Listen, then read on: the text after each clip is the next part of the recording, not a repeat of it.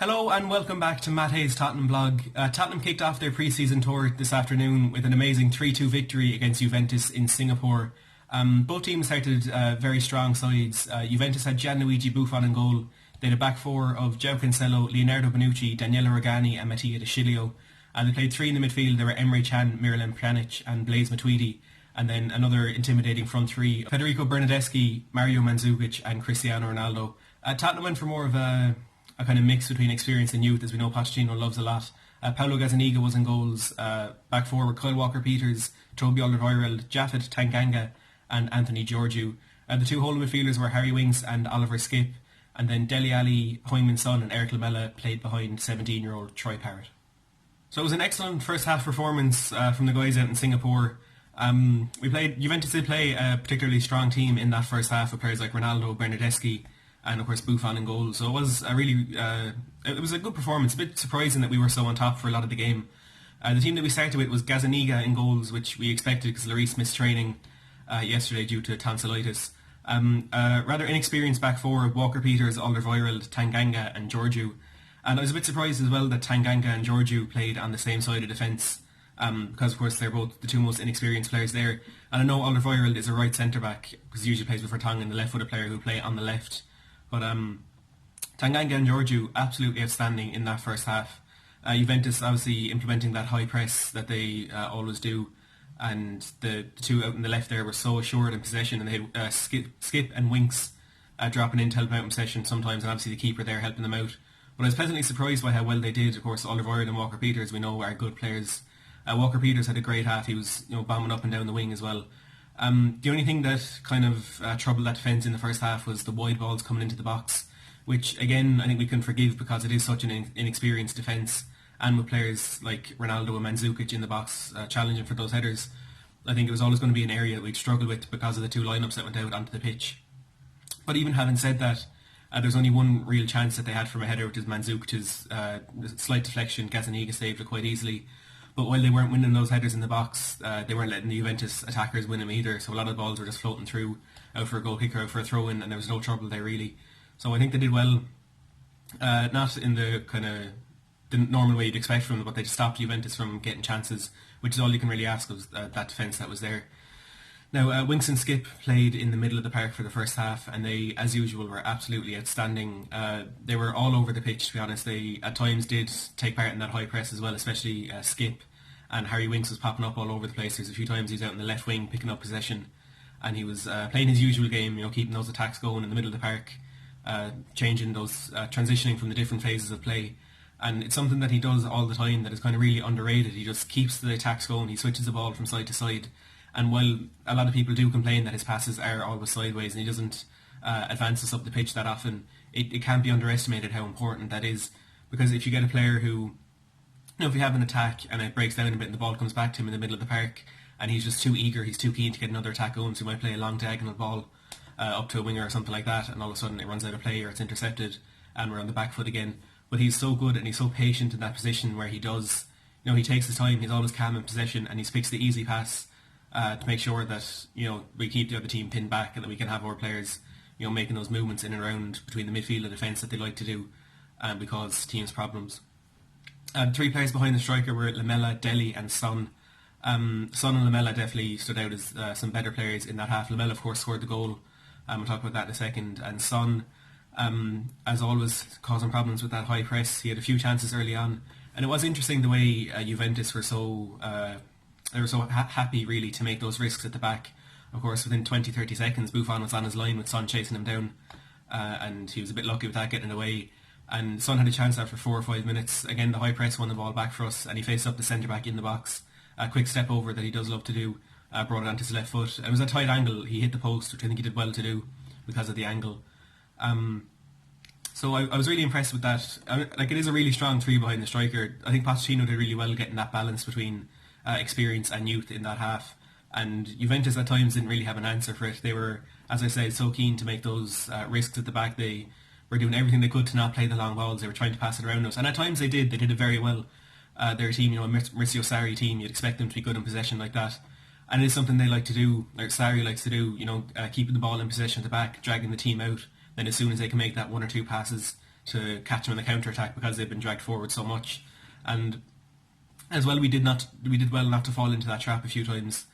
And then as for Troy Parrott up front, it was an unbelievable performance. He's only a 17-year-old striker.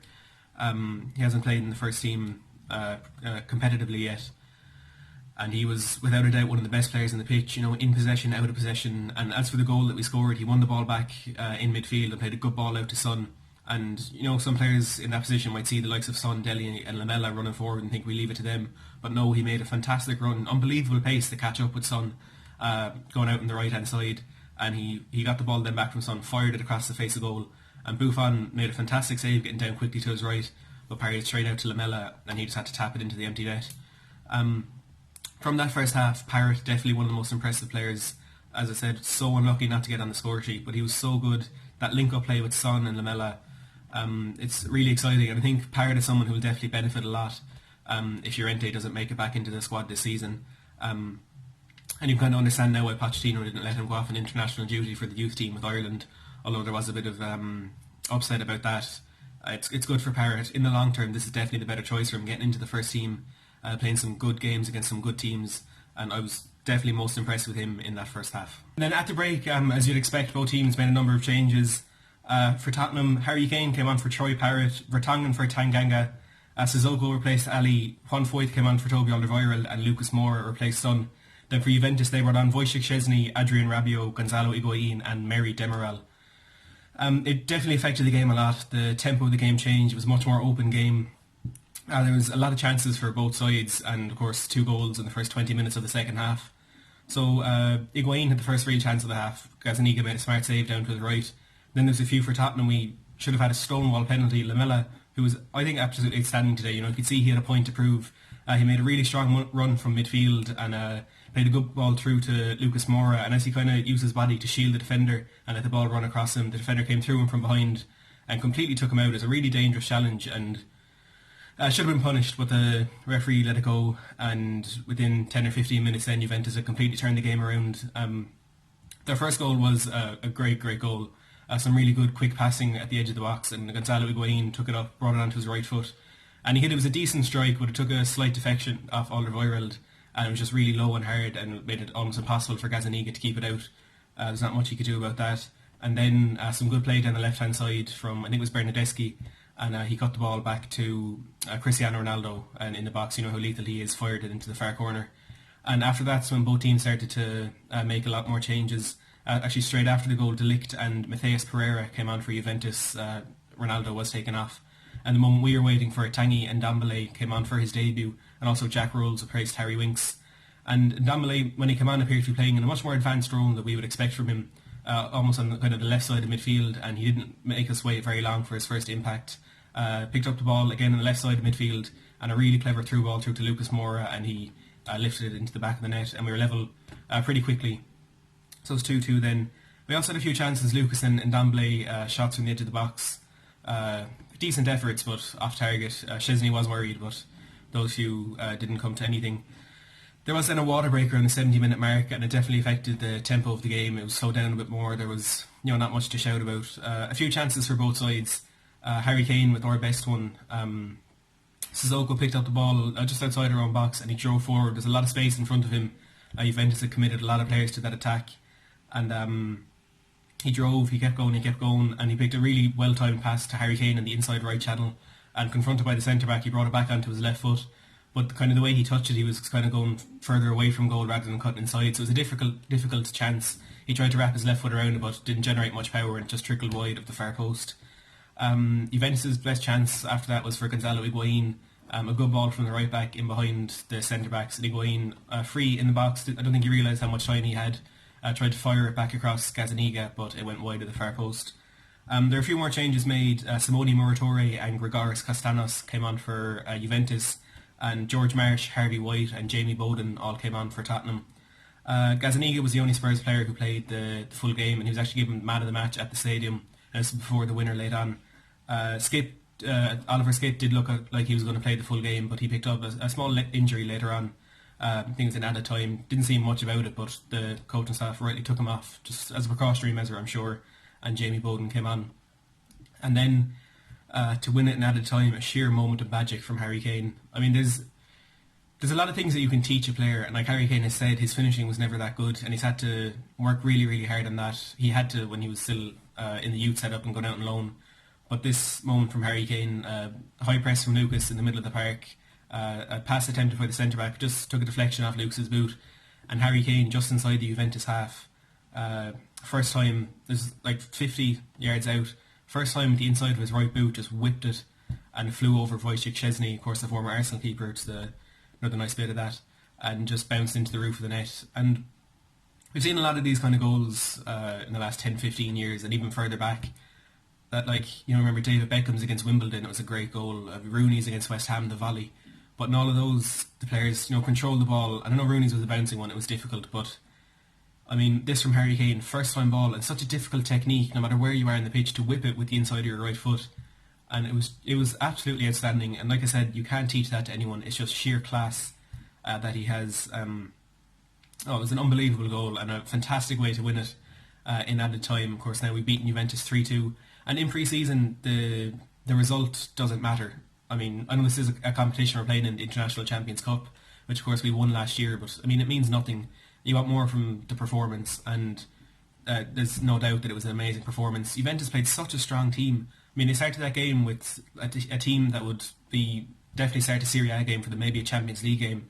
11 really strong players, some of the best players in the world, and even the players they brought off the bench, Rabiot, Higuain, De Ligt. They played such a strong team, and we had so many young players in there. Now, the players that did come off the bench, Jack Rose, George Marsh, Harvey White, I mean, they were decent performances. None of them really stood out as much as, say, Troy Parrott did in the first half. But they were, good performances. George Marsh playing in right back. He got forward well. He was solid defensively as well. So it was a good, promising performance from him. Jack Rhodes linked up well with Lucas Moura a couple of times.